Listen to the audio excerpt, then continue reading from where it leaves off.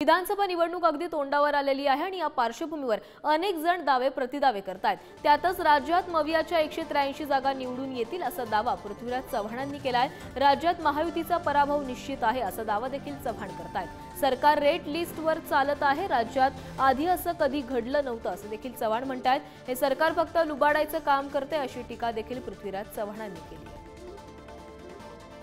सांगितलं की लोकसभेला आम्हाला 65% जागा मिळाल्या, त्यावरून आता 65% झालं तर आकडा 183 होतो, पण त्याच्यापेक्षा जास्त आम्हाला मिळतील याच्याकरता आमचा प्रयत्न चाललेला आहे।